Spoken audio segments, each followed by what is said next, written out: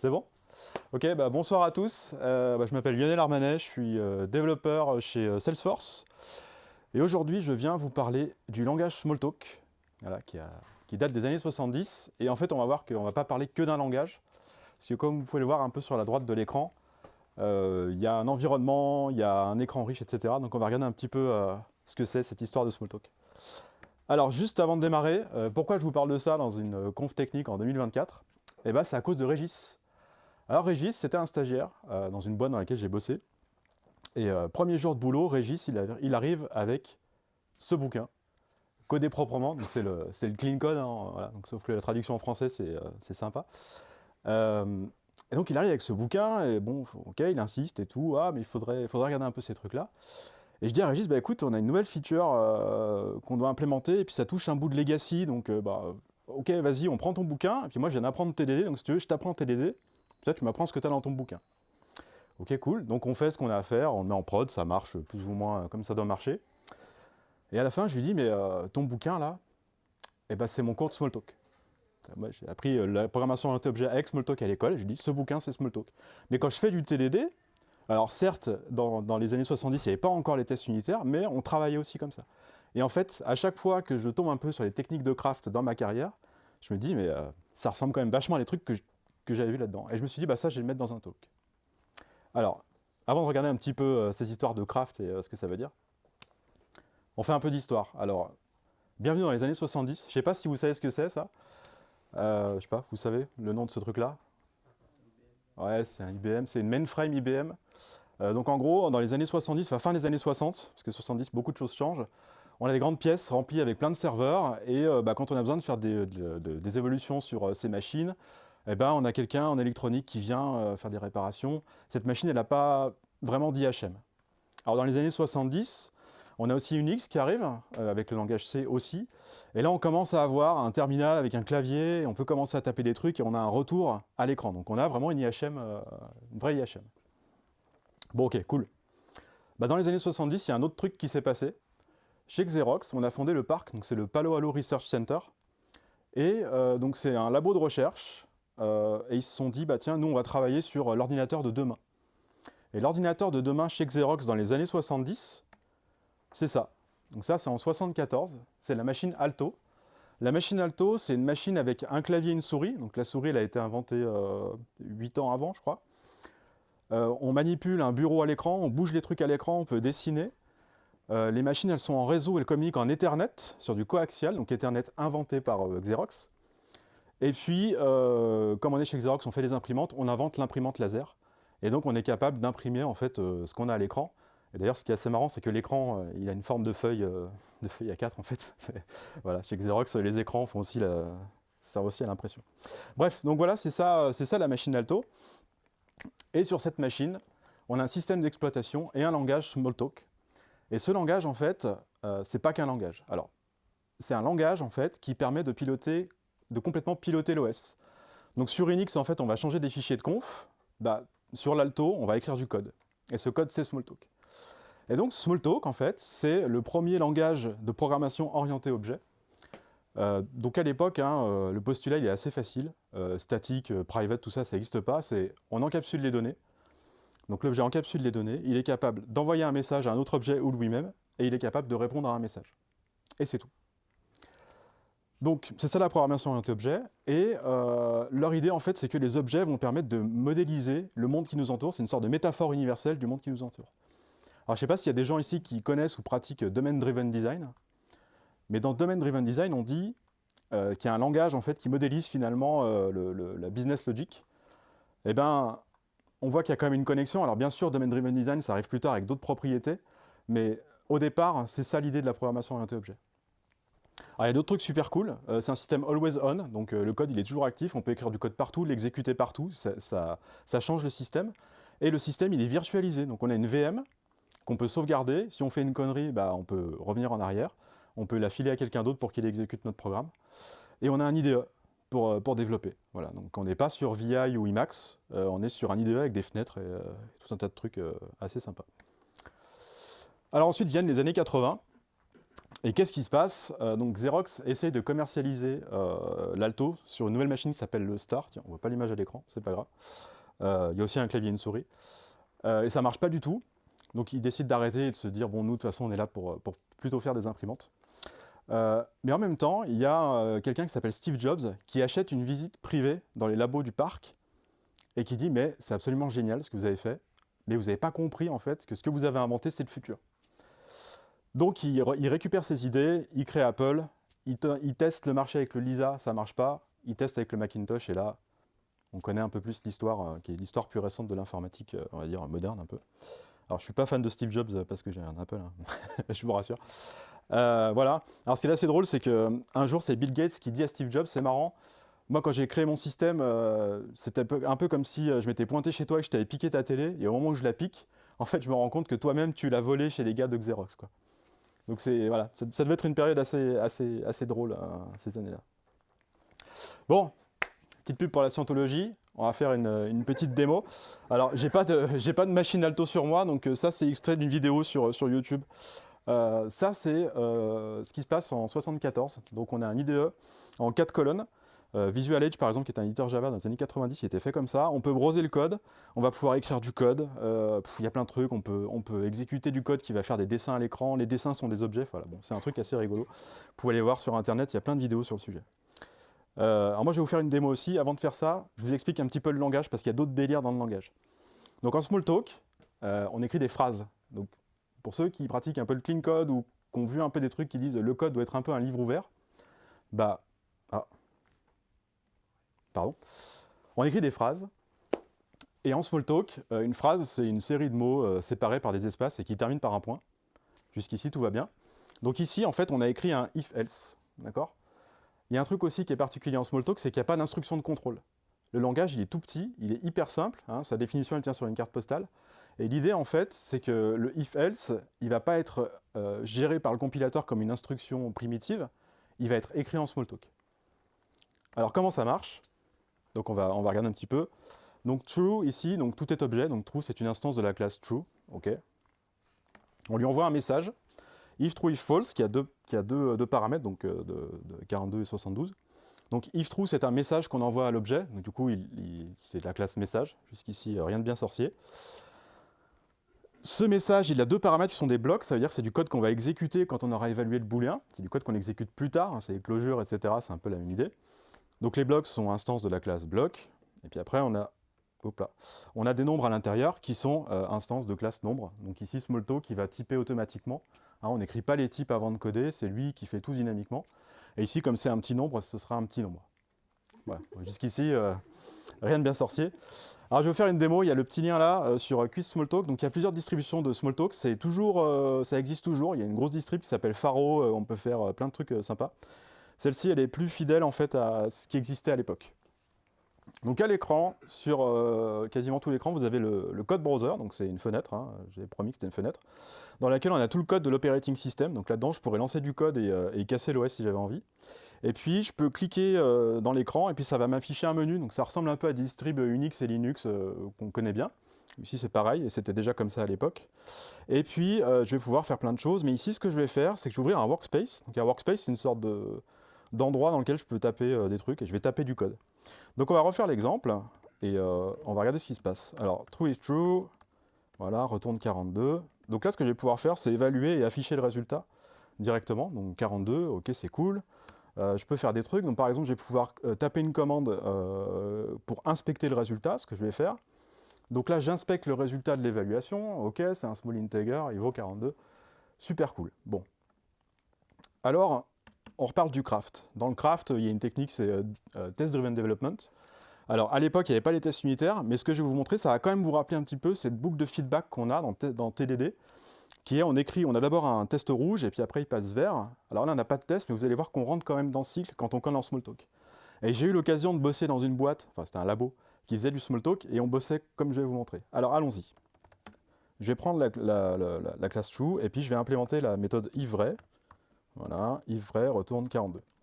Ce que je vais faire, c'est que je vais exécuter le code. Donc je vais faire une commande qui dit affiche-moi le résultat. Et là, on s'arrête. Et là, ça plante pas, parce que comme c'est always on, ça plante pas. Et ça affiche en fait le debugger et il ne me dit pas une erreur de compile, il me dit « j'ai pas compris ton message ».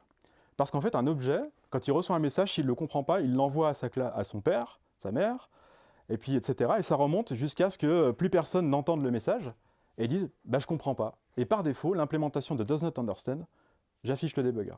Bon, alors allons-y, moi je vais aller implémenter. Donc là, je suis rouge, en plus la fenêtre est rouge, cool. Je vais aller là-dedans, donc ça m'ouvre la classe true directement. Et voilà, je vais me mettre par ici. Et puis, allons implémenter la méthode. Alors, if vrai, voilà, ça prend un bloc en paramètres, cool, blablabla. Et puis, en fait, je vais juste appeler if true, hein, je vais faire simple. Voilà, donc self c'est 10. Hein. Donc là, j'ai tapé une commande qui s'appelle accept. Donc là, ça a modifié le code. Ok, donc ça, je peux le fermer. Et là, je vais faire proceed. Et donc, ça va redémarrer là où ça s'est arrêté. Et là, j'ai la réponse. Donc là, j'ai mon code qui est vert, et puis après, je vais aller faire d'autres choses. Et quand on bossait en entreprise, on faisait ça, mais sur plusieurs classes, où en fait, on scaffoldait entièrement l'architecture au travers du debugger. Ça doit vous rappeler un peu ce qu'on fait effectivement en test-driven development. Alors maintenant, il y a des tests dans ce Smalltalk, je vous rassure. Alors, deuxième truc qui est cool, c'est que... Oups. Donc on a vu, il y a les objets, mais en fait, en Smalltalk, les classes sont des objets comme les autres. Ça veut dire qu'ils vont pouvoir recevoir des messages et répondre à ces messages. Donc il n'y a pas de statique en Smalltalk, mais on peut faire pareil, sauf qu'en fait, ça va juste être des classes qui reçoivent, enfin des objets qui reçoivent des messages et qui les traitent. Donc quelques exemples. Par exemple ici, je vais pouvoir appeler ce code, et là, ici, en fait, j'envoie le message classNamed à une classe qui s'appelle Smalltalk, et puis je lui dis, donne-moi la classe qui s'appelle comme ça. Donc si je fais ça, et que j'inspecte le résultat, ça doit m'afficher qui m'a trouvé la classe qui s'appelle OperationDelegate. Bon, jusqu'ici tout va bien. Si j'avais une méthode statique, je pourrais faire ça assez facilement aussi. Alors, ce qui est chouette avec Smalltalk, c'est que il n'y a pas vraiment de constructeur, puisqu'il n'y a pas de statique, il n'y a pas tous ces trucs-là. Donc en fait, instancier un objet, c'est une méthode qu'on envoie à une classe. Donc en fait, toutes les classes, elles héritent d'une classe qui s'appelle Object. Enfin, oui, c'est Object. Object implémente New. Et du coup, quand on envoie New à une classe, ça remonte à Object qui instancie un objet. Ah, très bien. Donc ici, par exemple, si j'exécute ça, je vais faire something new. Donc je vais créer une instance de something. Et ce que j'ai fait, voilà, c'est que j'ai mis un petit code qui dit par défaut, il y a un champ qui s'appelle rouge, qui s'appelle couleur, pardon, et qui vaut red ici. Et puis, si je veux me créer une autre méthode qui permet d'instancier un objet, en fait, je vais juste créer une autre méthode qui s'appelle new, mais qui a un paramètre et qui permet de créer quelque chose, un something avec blue, ou avec une couleur. Et si je vais voir le code de something, qui est ici, on va voir qu'il y a une catégorie qui s'appelle classe, qui sont les méthodes de classe, dans laquelle je vais retrouver effectivement les méthodes d'un objet comme un autre en fait. Donc il n'y a pas besoin de faire du statique. Alors allons encore plus loin. Si je crée une classe en Smalltalk, comme Smalltalk est écrit en Smalltalk et que l'IDE est écrit en Smalltalk, si je crée une classe avec l'IDE, ça lance du Smalltalk. Et ça lance en fait ce qu'il y a là-dessous. Donc on demande à la classe Object en fait de créer une classe. Enfin on dit à Object, crée-toi une sous-classe qui s'appelle Name of Subclass. C'est ce qu'il y a ici. Donc là si je le lance, donc là je lance juste le code, maintenant j'ai la classe Name of Subclass qui est apparue ici. Donc je peux générer des classes assez facilement dans le système. Et puis je peux faire des trucs rigolos, par exemple là, le browser, comme c'est une classe, le browser de code c'est aussi une classe, je peux récupérer la première instance et puis lui dire sélectionne-moi à l'écran la classe qui s'appelle prompt, et vous allez voir sur la gauche, la sélection va changer vers prompt. Donc tout ça est actif, tout ça est always on, et en fait les gens qui font des distributions Smalltalk, en fait ce qu'ils font c'est qu'ils modifient le code de l'image de base pour en faire quelque chose d'autre. Donc c'est un peu l'open source avant l'heure on va dire, quoi. Alors on peut faire des trucs plus compliqués avec la métaprogrammation, et justement c'est là que ça devient intéressant, c'est qu'en fait il n'y a pas besoin de framework pour étendre, pour avoir quelque chose d'extensible, parce qu'en fait il suffit de créer des classes pour étendre les capacités du système. Donc ici par exemple je me suis dit tiens si je voulais faire un truc qui génère des prompts pour ChatGPT, en gros c'est un texte à trous, donc par exemple ça pourrait être un prompt, vas-y ChatGPT, tu génères du code Python, je vais te filer les instructions et tu me génères le code, et puis les instructions je les mets dans var1. Voilà. Ce que j'aimerais, c'est pouvoir en fait lancer mon prompt, mais j'aimerais bien que ce soit un peu typé pour pas faire des erreurs de type quand je lance. Donc ce que j'ai fait ici, en fait, par exemple, c'est un code qui parse cette chaîne de caractères et en fait qui génère une classe qui va me permettre de matérialiser ce prompt sous forme d'objet. Donc là, si vous regardez en dessous, on voit qu'il y a des choses rouges, là ici, var1, var2. En fait, si j'exécute ce code, j'ai généré une classe qui s'appelle PyPrompt, qui correspond à mon prompt Python ici. D'ailleurs, vous l'avez peut-être vu derrière, là, mais il y a une nouvelle classe qui s'est générée, qui est en prompt. Et maintenant, je vais pouvoir exécuter ce prompt ici. Et l'avantage de ces techniques de métaprogrammation, c'est qu'on transforme un texte en un objet qui est structuré, et du coup, je ne peux plus faire d'erreur. C'est-à-dire que si j'écris le code, var1 est en bleu parce que var1 est présent dans le prompt, mais si je me trompe et que je mets var2, bah, du coup, il est rouge et je peux voir que effectivement var2 n'est pas là. Si je lance le code, je vais avoir le debugger, etc., etc. Voilà. Je pourrais encore en parler des heures, des choses qu'on peut faire avec ce langage, mais c'est assez plaisant. Ok. Alors, bah, si on revoit un petit peu les années 70 et maintenant, le craft, tout ça, hein, parce que c'était un peu le teaser quand même au départ. On a parlé de deux trucs dans Smalltalk, donc c'est la métaphore universelle et l'ubiquitous language. Hein, ça fait un peu écho quand même à domain-driven design. Voilà, donc on peut faire cette connexion. Il y en a une autre, on l'a vu, c'est les baby steps et le red-green development. Donc ça fait écho à TDD. Et pour information, le premier framework de test XUnit, donc XUnit, JUnit, NUnit et tout ce qu'on veut, c'est le framework SUnit en Smalltalk, créé par Ken Beck. Ken Beck, c'est la personne qui a écrit, enfin il n'est pas tout seul d'ailleurs, mais qui a écrit le bouquin qui s'appelle TDD, et qui a créé, entre guillemets, TDD. Et puis en creusant, en fait, je me suis aperçu qu'il a aussi écrit des bouquins sur les design patterns en début 90, et c'était en Smalltalk. Donc l'influence de ce langage sur notre travail aujourd'hui, en fait, elle est hyper importante. Et on fait bien la connexion, même quand on regarde un petit peu la biblio autour du langage. Le langage, il est simple et fluent. Donc ça, c'est directement clean code. Hein. Clean code, voilà, on fait attention, on n'est pas tout seul à écrire dans son placard. Donc du coup, il faut quand même qu'on écrive du code simple et facile à comprendre, où on délègue bien les responsabilités, etc. Donc ça, voilà, hein, c'est exactement le postulat de départ de la programmation orientée-objet et de Smalltalk. La métaprogrammation, c'est extensible, donc je peux livrer une image et quelqu'un peut appeler du code qui va rajouter des capacités dans le système sans vraiment que j'ai besoin d'aller modifier le code. Voilà, c'est juste que, au lieu de le faire avec un fichier de conf ou un truc, on va directement appeler une classe spéciale du système.